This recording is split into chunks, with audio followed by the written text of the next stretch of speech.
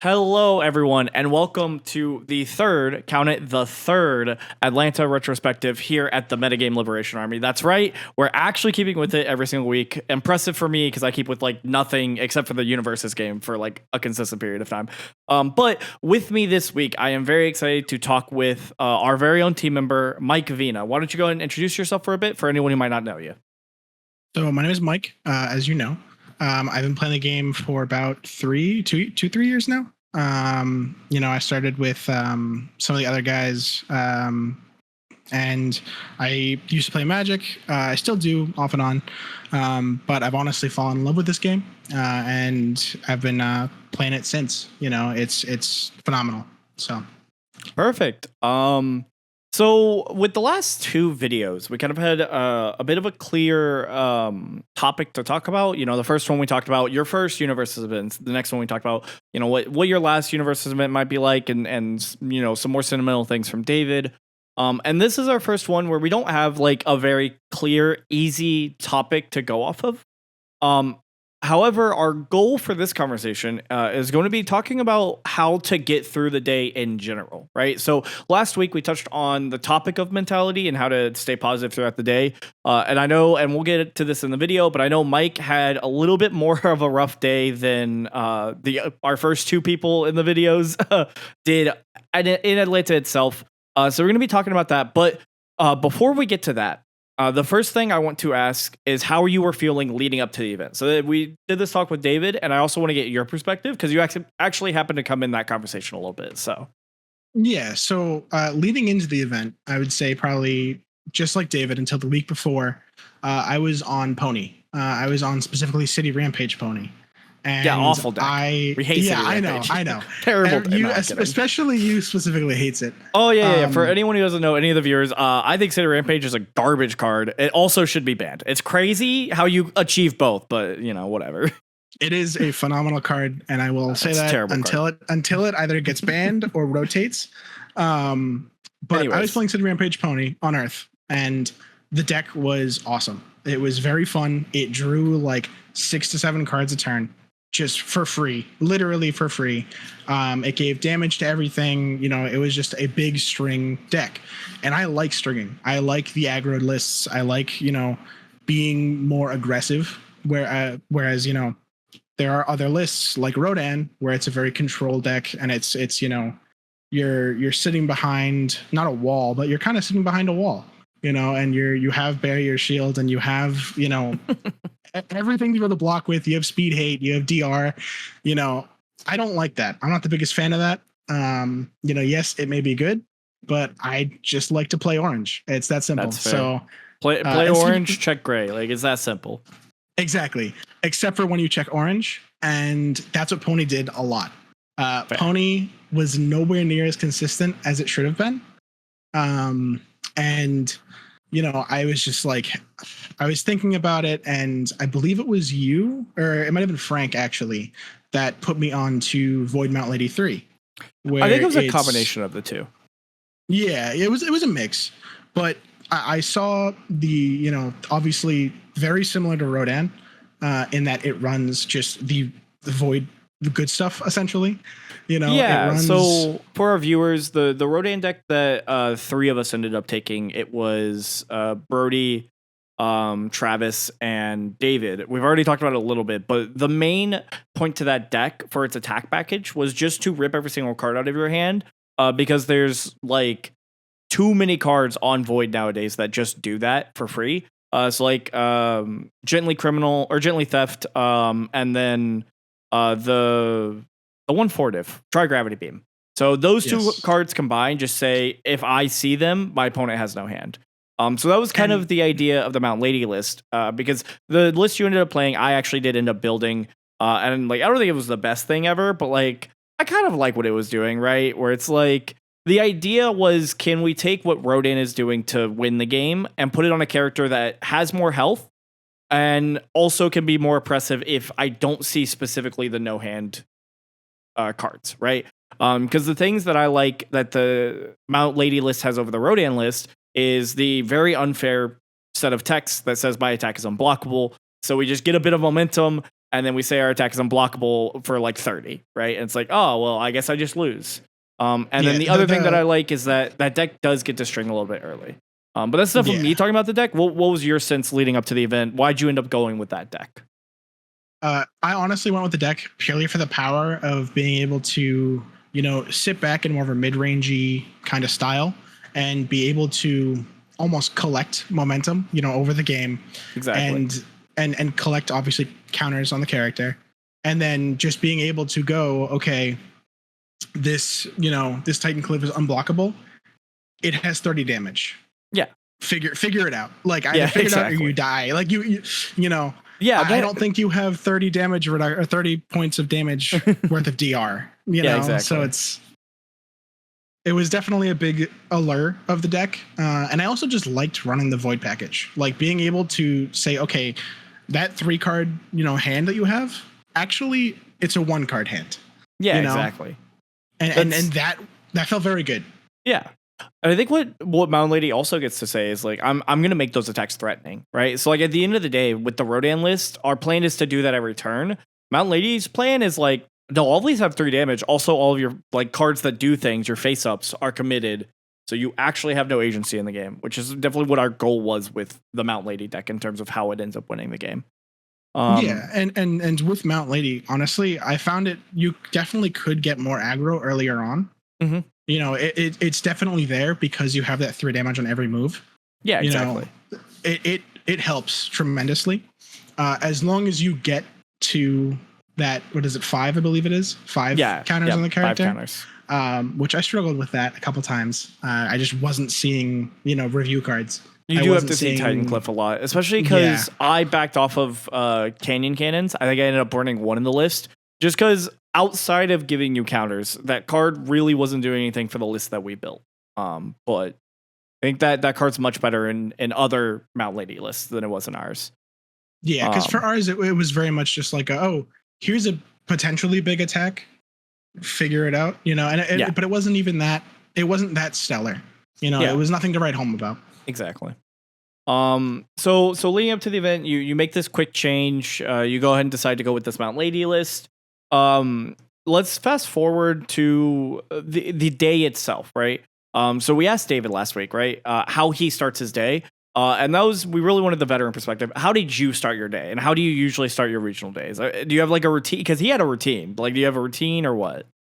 I have no routine whatsoever. Okay. I wake up. I was the first one awake in my hotel room. The teammates that I was with, they were all late sleepers. So, sure. I was up and at them at least probably an hour before them. Gotcha. But I woke up, showered, and then I we had breakfast, which was a very good feeling. It was one of those cool, like, I don't want to say calm before the storm feelings, but it was very much like that. Okay, we're going to do great. Team huddle.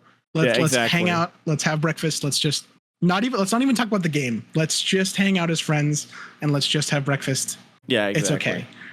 And that was very nice. I will say that was very, very nice. One of the things that I enjoy about all the regionals, is like having that. And then once I started to get closer to start time, I showed up, I think, at with 15 minutes left,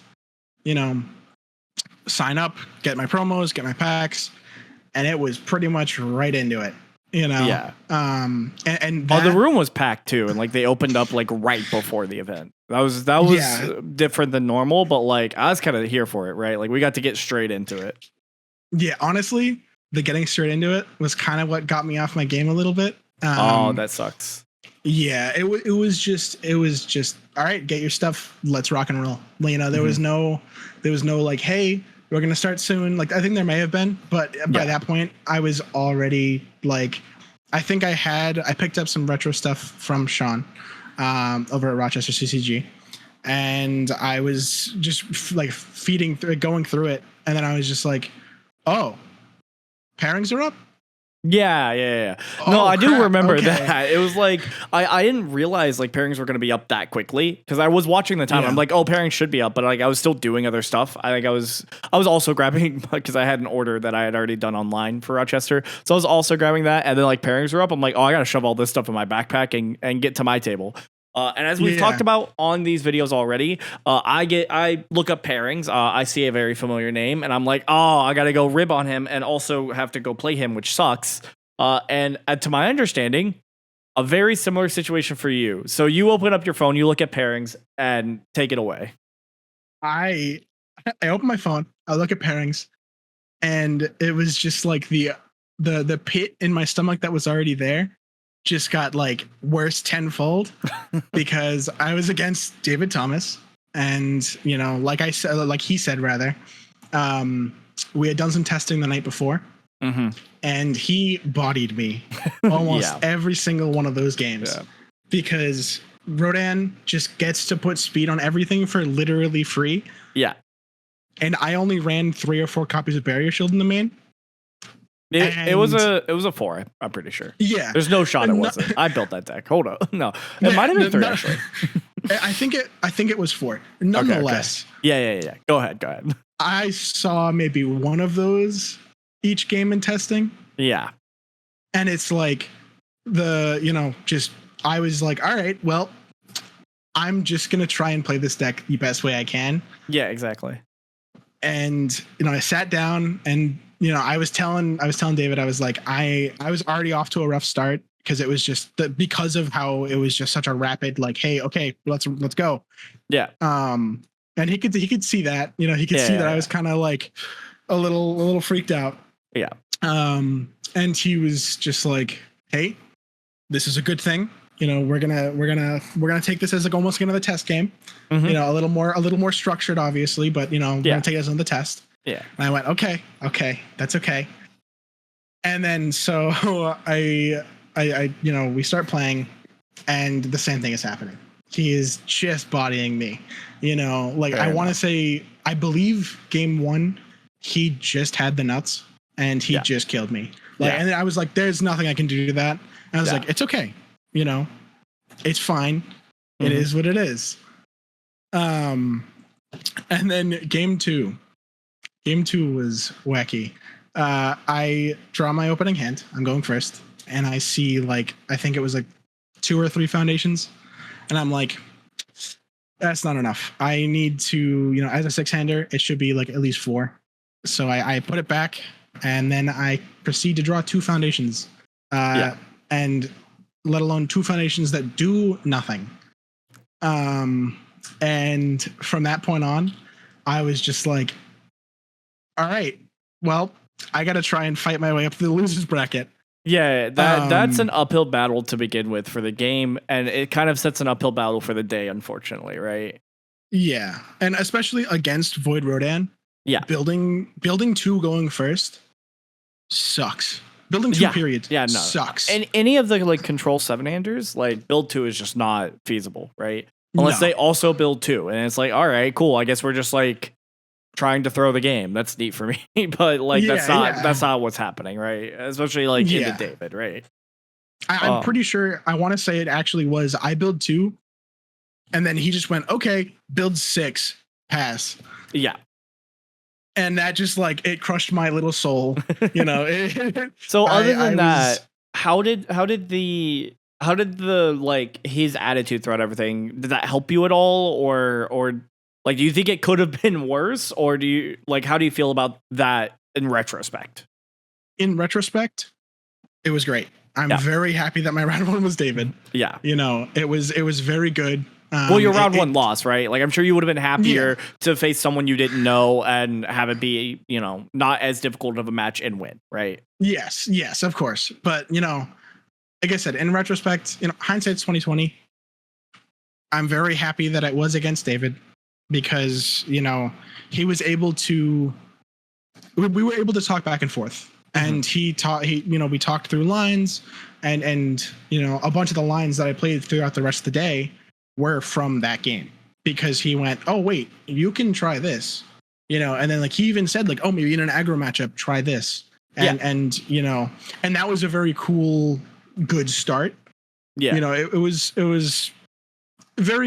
catch-22. It was very good, but also kind of very bad. So so dragging in the idea of mentality throughout a day, right? Because like I truly think everyone's hardest part about going to a big tournament or doing anything competitive for that matter is going to be your mentality throughout it.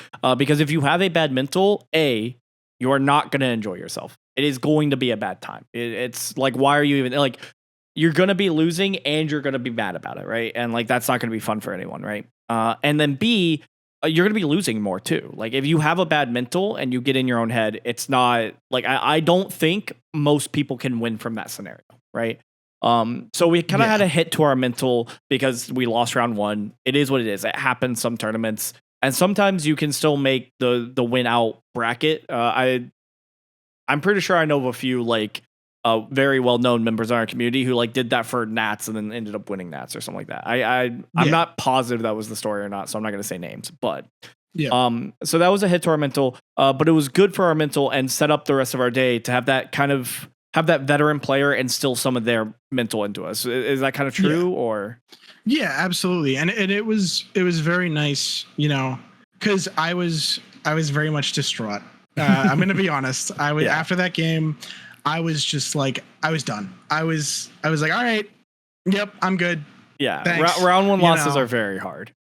Yeah, and for whatever reason, it really just got to me. I remember just going outside, just catching some fresh air, and just trying to like just pick up the pieces of, like I said, my little soul, and you know, get them back in. But it was very hard. And I remember coming back inside, and I remember specifically you were there. And you were like, "Hey, come." And we had a conversation about the game. Yeah. And that also very much helped me, you know, and having that support was just phenomenal. So I want to say thank you for that. Of course. You know, and that little pep talk, you know, just got me so excited. I had to go and lose to Bakugo 4 in round 2. What are we doing? No. So to take that for a second before we get to your round 2, before we have our souls crushed again, unfortunately. Yes. If we want to like distill this into a little bit of advice for anyone new to regionals, if you do have the luxury of having some friends with you on either side, make sure that you let your friends be there for you, right? And then B, you be there for them, right? So like, because, you know, it was a little bit obvious, you know, because one of the great things about our team, my favorite thing about our team is that every single time we get back from around, every single second of that event that we are huddled together, trying to figure stuff out, enjoying each other's company, trying to figure out for next round, right? Whether it's we lock in or whether it's like Nathan DeWalt's strategy of just beating Danny in a retro match with Zhonghua, we are all there for each other, which is the most important thing. So if you do have the luxury of having some friends with you at these events, make sure you're doing that too, because it is so much better if you can, right? It is so much better that you have someone who will either be like, hey, you're 3-1 or 3-0-1, hell yeah, keep it up. Or, hey, you're 0-2, doesn't matter. I know you're a great player. You're going to get through the next round. So speaking of 0-2, let's briefly talk about your soul-crushing round 2 as well. Yeah, so my soul-crushing round 2, it was a very good player, again, piloting Bakugo 4. And I believe it was game 1. I just got exploded. I literally, like, I was just like... That character can do that. The character literally just exploded me. And I was like, all right, that's fine. Variance, it happens. You know, I am against a very aggressive character. He will just explode me sometimes. So we shuffle up, you know, sideboard, cool. Game 2, I was able to get there. And it was very, very much with the, you know, like kind of almost going into that more control side of mid-range of, you know, blocking a bunch of attacks, sending out pokes, getting momentum. And then I literally just went, okay, Gently Theft. I forget what attack. It was another attack. Trigrav. And then I forget what my last attack was, but I remember just going, okay, this attack is unblockable. Here is 3. Oh my goodness, the action. No, you got this. I believe in you. Oh my goodness, I am. Combined firepower. There we go. Yeah. Goodness, so you slammed gracious. 3 combined firepower on an unblockable move. Yeah, and I was just like, perish, and he did. So yeah. And then going into game 3, he once again just exploded me. Yeah. And there was absolutely nothing I could do. And you know, as he's playing his 7th attack because he's about to go 4. Sure. I shook his hand. I got up, and again, my tiny little soul was destroyed, shattered into a million pieces. And I remember just being like, well, I had a better mindset after that loss rather than after the round 1 loss because of the support that I had, and because of even the talks with David, and because of, you know, the talks with the team. It was like, all right, now you just win out. Yeah.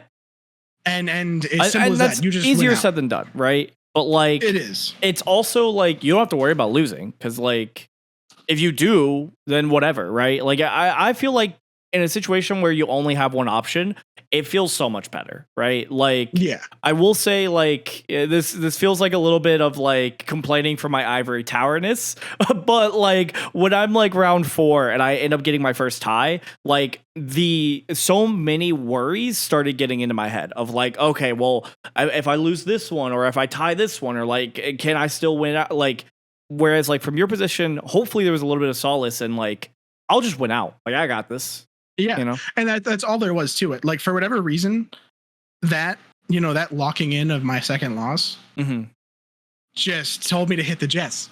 It was just like, all right, just do it. Just lock in. Just body your next, you know, whatever, 6 opponents. Yeah, like you will just do it. It's that simple. Exactly. And for whatever reason, that helped and worked. It both simultaneously helped and worked at the same time, and that was awesome. And unfortunately, since we live in the age of the internet, everyone can use the internet to figure out exactly how many more rounds it worked for. So why don't we just go ahead and reveal how many more rounds it worked for? Yeah, so I think I ended the day, I want to say it was 4-3 or 3-3, one or the other. And my one loss, it was against an Endeavor 3, which I played Endeavor 3 at Worlds on, I believe it was Order. Yeah. And that deck was awesome. I love that deck so much. And my opponent was playing like a bunch of the new Order Attune stuff, specifically Increased Hostility, as well as it's a 5-diff attack that's like whenever you cycle, or if you've cycled this game, this attack just gets +2/+3 for +3/+3 for free. I believe it's a blitz. Insane. And I didn't even know the card existed, to be honest. There was a lot of cards in AOT. Yeah, there was a lot of cards in AOT, and I don't do too much research, to be honest. But hey, we'll fix that for Nats. All right, we're coming back. Exactly. We're taking Nats. All right, we're going 0-2 again. We got to keep that magic, but we're winning out. No, I'm kidding. Exactly. No, that's the goal. No, hold on. That's not the goal. All right, we're gonna win out to start, and then we can tie our last 2 rounds. We can ID our last 2 rounds. That's the goal. All right, welcome back, everyone. We had a bit of technical difficulties there. Mike ran out of space on his computer. No idea what the heck he's got on there, but whatever. We're gonna go ahead, and we were talking about Endeavor, talking about the rest of your day. However, I wanted to backtrack a little bit from that conversation we were having, especially because we ended up rambling for like 5 more minutes before we realized we do that. We tend to do that. Is what it is. And I want to go back to the whole mental thing, because I do think it's very significant that you lose the first 2 rounds. You're X2, which is like the hard cutoff for most big events. But you then win like 3-4 rounds after that. So like, what was the biggest thing that let you do that? Like, what was the biggest mental shift that made it where like because we already talked about it a little bit, right? It was like all I gotta do is win out, right? Like that was the big mental shift for you. How do you think you could have got to that slightly sooner in the day? Do you think? Like maybe, you know, you lose round 1, but you don't lose round 2. Yeah, I think it was So I tend to bring it up whenever, we're talking as, as a team or even just as friends. Specifically my first actual tournament of universes. It was back when set 2 had just come out. Yeah. So I was playing Midoriya 2, and long story short, I had to check a 6 in a massive string. I only ran like 1 or 2 6s, and I checked the 6. Yeah. With everything on the line, Yeah. And that feeling of just play your best, literally just play your best, play to your outs, right? Yeah, like play to your outs, and just it felt like you just got to check that 6. That's fair. And that alone made my day 10 times better. Gotcha. Because it was just like, yeah, well, if I get another loss, whatever. It's like, it is what it is. So it's literally just the difference of getting to that 1 round sooner of like, I'm just going to check 6s the rest of the day, Yeah, exactly. Okay. And I think it was the no leeway, where it was pressure. And, gotcha. we can dance around it as much as we want. It was pressure. It was not cracking under pressure and actually just performing my best with pressure. Gotcha. And that was what got me through the rest of the day and had me win those next 3 or 4 rounds. Gotcha. It was very much, I had that, all right, that's okay. And for some reason I was able to compartmentalize it after that round 2. Where I was able to say, okay, that's fine. It's it's over here now. Yeah, let's put that in the box of we'll think about this later and ways to improve, right? But right now we got games to win. And that's exactly what it was. So if you have to summarize how to get that because that's a hard mindset to get, right? And I know I'm not gonna like toot my own horn much, but like I know I helped a little bit with that because one of the key phrases I said like 3 or 4 times in both conversations we had was, all right, what did you do wrong? All right, now forget that. Move on to your next round. Let's get this dub, right? So how would you what's your best advice to anyone who hasn't been to as many of these big events as some other people have, like us, for getting to that mindset that 1 round sooner? Like how do you do that, right? What's your advice to them? I would say first thing first, it's very hard. I will definitely say it is very, very hard. But all in all, we are playing a card game, and just thinking about it in the almost not taking it as seriously, like life or death, in a sense. Because in those first 2 rounds, it was like life or death. I was treating it in my mind as I will just die. Like I won't. Like I will actually. We obviously won't actually, but like it's hard to get out of that, right? Like you get in that fight or flight response. It's very like natural. Exactly. And then overcoming that fight or flight, and for me, it was just because it happened twice. Yeah. And I didn't actually die, so I was able to. Able to overcome breaking that. News. Yu-Gi-Oh! Is a lie. The TV show Yu-Gi-Oh! A lie. You don't die if you lose the card game. Exactly. But with that, I was able to just set it aside and just play UVS. Gotcha. And that's the biggest thing is it is a card game, and we can definitely take it seriously. And there is prizing on the line, and there is bragging rights on the line for sure. But again, I realized I was there to have fun. Yeah. I was there to hang out with my friends for a very good weekend. And, I even before, I kind of went into the event being like, I'm going to win. Yeah. But that's always the goal. If I don't, I get to have a cool friend trip in Atlanta for the weekend. Gotcha. So if you don't, at least we have Sunday night karaoke with the boys, right? Exactly. And girls. Exactly. Boys and girls. And girls. Everyone. Boys and girls. And it was very nice to fall back on that. And then also with the side events too. The side events that were offered. I was very, very excited to play at the time I was gonna play the dark one. Yeah, for the retro event. Yeah, for the retro event. And that's what I had bought. Yeah, a little foreshadowing, by the way.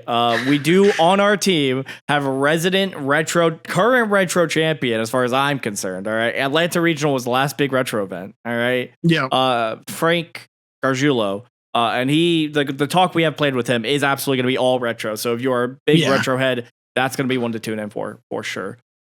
He is in fact the king of retro. The king of retro. There you go. Yeah, it is that simple. The future king of retro. The always king of retro. The eternal king of retro. The eternal king of retro. Exactly. But yeah, so just keeping your mind on the fun aspects of being there for the side events. That sounds like brilliant advice, and it's definitely advice that we've had in the last 2 videos. So we're doing a little bit of parroting, but I mean, it's also like the most important advice you can have. Like, please, these events are meant to be fun.